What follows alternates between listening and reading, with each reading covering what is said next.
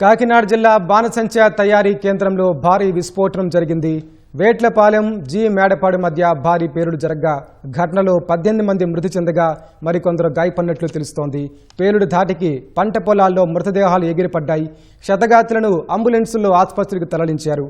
బాణసంచ పరిశ్రమలో ఇంకా పేలుళ్లు కొనసాగుతున్నాయి.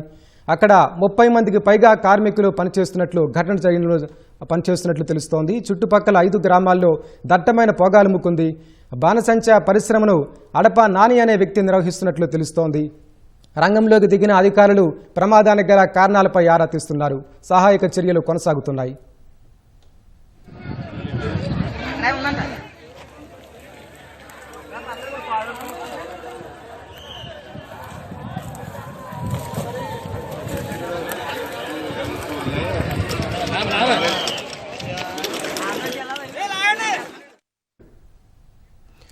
ఘటనకు సంబంధించి మనకు హోంమంత్రి అనిత అందుబాటులో ఉన్నారు.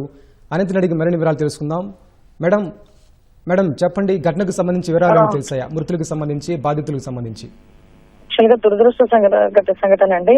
యాక్చువల్ మనకి కాకినాడ దగ్గర వేట్లపాలెం, పెద్దాపురం కాన్స్టిట్యున్సీ వేట్లపాలెం దగ్గర ఈ ఫైర్ క్రాకర్స్ తయారు చేస్తున్న యూనిట్ లో ఈ దుర్ఘటన అనేది చోటు చేసుకుంది. అరౌండ్ అక్కడ లోపల 20 to 25 మెంబర్స్ వర్క్ చేస్తున్నట్టుగా మాకు ప్రాథమిక సమాచారం. ఆల్రెడీ కలెక్టర్, ఎస్పీ కూడా అక్కడే చేరున్నారు. ఫైర్ డిపార్ట్మెంట్ వాళ్ళు కూడా అక్కడే ఉన్నారు. SDRF team and forensic team కూడా ఆన్ ద వే. ఈ రోజు నేను కూడా మన సీఎం గారి ప్రోగ్రామ్ పెన్షన్ డిస్ట్రిబ్యూషన్ కి చీపురుపల్లి కాన్స్టిట్యున్సీలో ఉండి ఇప్పుడు ఇమీడియట్ గా గౌరవ సీఎం గారి ఆదేశాల మేరకు నేను కూడా స్టార్ట్ అవ్వడం జరిగింది. అక్కడ యాజ్ ఆఫ్ నౌ మనకి కన్ఫర్మ్ గా 7 క్యాజువాలిటీస్ చెప్తున్నారు. ఇంకా పెరగచ్చు. 8 మందిని హాస్పిటల్స్ కి తరలించడం జరిగిందండి. యాక్చువల్ గా ఏదైతే షాప్ ఉందో, అది క్రాకర్స్ యూనిట్ ఉందో, అది లైసెన్స్డ్ యూనిట్. అది LE1 అండ్ LE5 లైసెన్స్లు కూడా ఉన్నాయి. అప్ టు 2027 మార్చ్ 31 వరకు కూడా ఆ లైసెన్స్ ఉంది. మనకి ఇంకా పేలుడు గల కారణాలు కానీ ఇంకా ఏమీ తెలియలేదు. ఇప్పటి వరకు కూడా కొంతమేరకు కొంచెం ఎక్కువగా మంటలు ఉండటం వల్ల ఇన్ఫర్మేషన్ గ్యాదర్ చేయలేకపోయి ఇప్పుడు మంటలు కొంచెం అదుపులోకి వచ్చినాయి. డిపార్ట్మెంట్ వాళ్ళు, ఆల్ డిపార్ట్మెంట్స్ అక్కడే ఉన్నారు.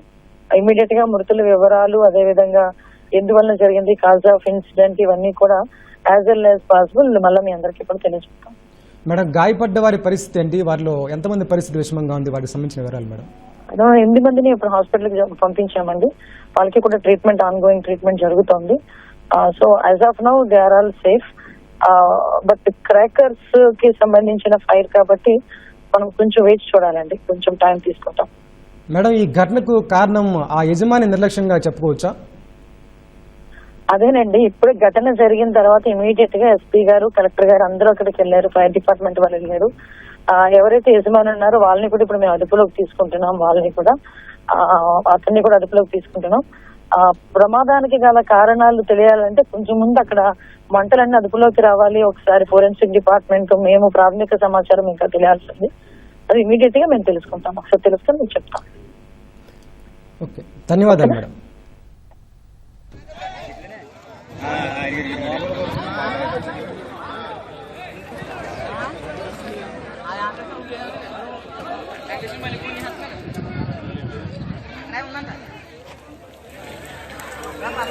భయపడకండి, ధైర్యంగా ఉండండి.